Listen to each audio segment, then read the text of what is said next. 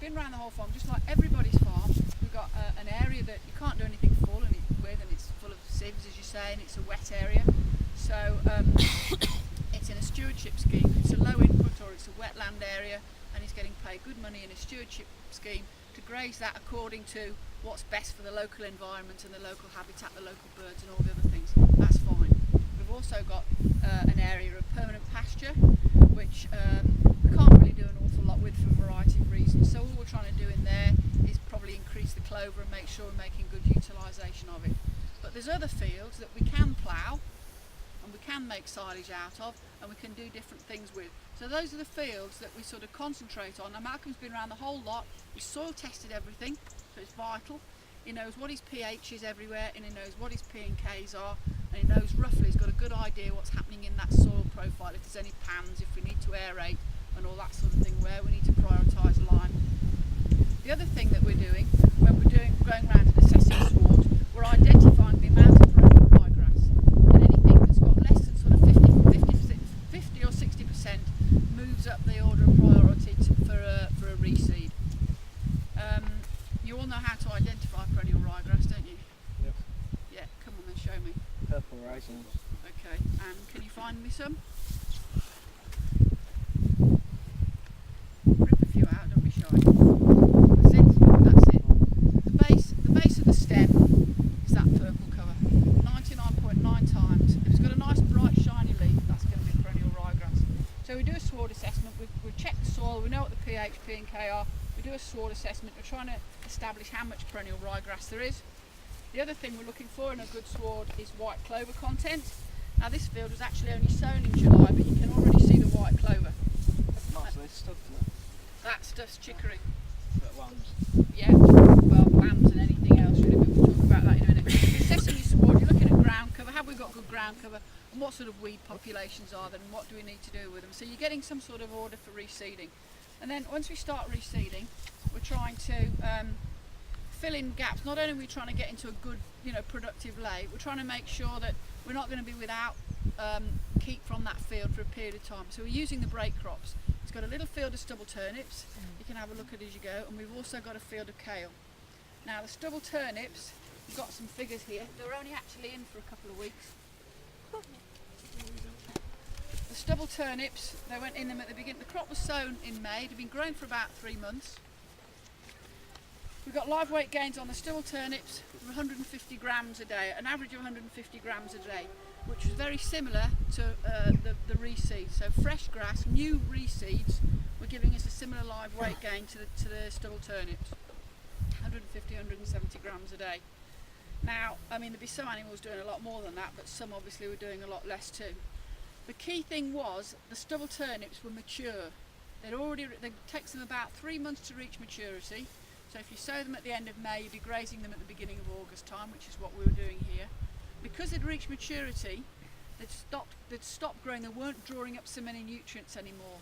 The kale, which was put in, the kale takes 5 months to reach maturity. It was sown at about the same time. The kale caused some of the lambs to get scald. You know what rape scald is?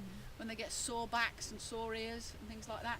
Because the plant was still immature and growing very quickly, it would be very high in glucosinolates and nitrates and other nutrients like that. And because it was hot and sunny, there's something happens with the photosynthesis, and they got scorched ears and scorched backs, and good stockmen won't tolerate that, they'll pull them out straight away. The New Zealanders would just leave them there and say they'll be alright. It doesn't very often kill them, but it's not very nice. So that was just something to be aware if you've got kale. Kale really, it's a very, very high quality feed. You need to feed it to livestock once it's stopped growing, which is probably the end of October, early November. So it's the ideal material for outwintering dry cows or something like that. It's not ideal for sheep because it does get quite tall. You can strip graze it. You can strip graze it, yeah. I mean, well, you strip graze the turnips anyway. I mean, so kale really, to my way of thinking, is a winter crop, winter fodder for cattle because of the size that it will actually grow to. If you turn sheep in there, they'll just eat the leaf. And even if you pardon? They'll waste most. They can weight it. We're talking about, we're trying to grow more, improve the quality. We want to utilise it all. That whole crop there is worth probably about 4 tonnes of dry matter an acre. How much is it there? There's nearly 4 tonnes of dry matter an acre in that field when we measured it in the summer. But if you don't eat the stalk, you're only eating half of it. So your cost, I mean, that will have cost about 4p a kilo to grow. Bear in mind that cake, compound feed, has just gone up 3p a kilo, and that's only cost 4p a kilo to grow. So it's very, very cheap. Grazed grass costs about 5 or 6p per kilo of dry matter, to put it all into perspective. Compound feed costs 21p. You have to So take it down to soil, wouldn't you? Yeah, there's a few rules. When you're feeding brassicas, there's a few rules. Introduce the animals very slowly, at least a week, and give them fibre. So you start off giving them very small amount, they've got a good run back, and they've got fibre. The ruminants, carbohydrates are very high in water-soluble carbohydrates, and they're very low in fibre. So you need something to make them ruminate. So you give them a very small amount and a run back and fibre. The other reason that you're giving them a small amount to start with, you want them to eat the whole plant. They've got to eat, if it's a turnip, they've got to eat the leaf and the bulb. The protein's in the leaf, the energy's in the bulb. If you just turn them in, they'll eat the leaf and they'll leave the bulb, and they'll come back for it when they're hungry and they suddenly think of it. The same with kale. If you just turn them in, they'll eat the leaf and they won't touch the stalk. And then you're trying to make, they'll finish well on leaf, but they don't finish on stalk. So you've got to get them used to eating the whole plant, and you give them just enough to eat every day or every couple of days if it's sheep. So it's strip grazing and offering them fibre and that sort of thing. But then this plant here that you've just noticed, these lovely dandelions, this is chicory. Does anybody know what chicory is? Do you know why we use it? Fat and lambs, yeah. High in protein, isn't it? It's high in protein. It's high in something else which is very important. What else were we talking about today? Apart from EBVs. Do you know what that blue bit is? That's the paper waste. Malcolm uses paper waste here to, well, it does help with the nutrient status of the soil, but it also has a liming effect in the soil. Chicory is very high in trace elements and minerals, so it gives the plant anthelmintic properties, which has a worming effect on them. And there's quite a lot of science around this now, sort of saying that the reason chicory has a worming effect on livestock is the protein, because it's such high quality feed. The gut recovers more quickly, so that the worm larvae aren't doing as much damage to the intestine. B, you see the nature of that plant, the shape of it. The structure of it is such, the back of that leaf is such that worm larvae don't migrate up the plant as easily as they can do up a nice shiny grass leaf. And then B, all the trace elements in it, and it's full of antioxidants and things. What's the word I'm looking for? Anyway, it's full of something else that will have that give it the worming properties. It grows off this huge taproot. That was only sown in the first week in July, and I've broken the end off.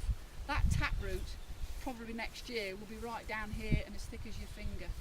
So that's where it obviously draws it. It also means that it grows in the summer. It's very, very productive in a drought, so it's ideal if you've got really light land or pastures that you know are going to dry up in the summer. It's ideal for summer grazing. Would you put it into a silage in sward or not?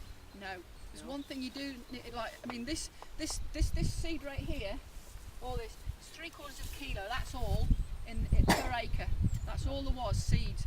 Now, it's ideal to use in a grazing sward, and putting it with a lot of grass like that means you've got plenty of ground cover anyway, because if you've got a field with just that in, it gets fairly open and you get a lot of weed in it, and there's nothing you can spray it off with.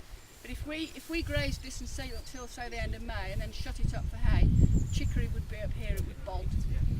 And it's not particularly palatable, it throws up a big stem, it's got a beautiful blue flower on it, and it's not ideal for making into silage or haylage.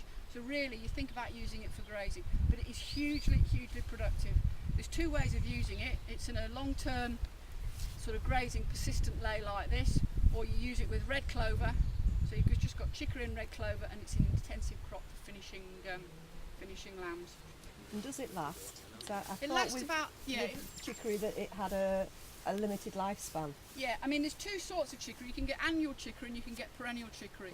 So you do need to make sure you're using a perennial chicory. But its lifespan, in all fairness, is in a sward like this 4 to 6 years. 6 years at the most. You'll be losing plants by then. And in a short-term sward where you're going to graze it intensively, probably 3 years. Yeah. 3 to 4 years. So it doesn't last forever. But it has, and the other downside is, we were saying earlier, there's nothing you can spray it with. There's nothing recommended. Most things that it gets a whiff of will kill it. It doesn't grow in the winter. It needs a soil temperature of 10 before you can sow it, before it really starts to grow. So if you're going to use chicory, you know, you've got to sow it between May and probably September time. And then once we get to sort of the end of October, November time here, it'll just stop growing. The grass will probably keep growing because the grass will grow down to probably 5 soil temperatures, but the chicory will stop growing. And then in the spring, the grass will start and the chicory will kick in sort of April time. Do you drill it? It's just, you mean overseed it? Yeah. I mean, this was actually part of the grass mixture. It's tiny seed like carrot seed, and it came in the mixture. Overseeding, you can overseed it, but it's not very successful. It's harder than clover to overseed. You'd need a really, really open sward.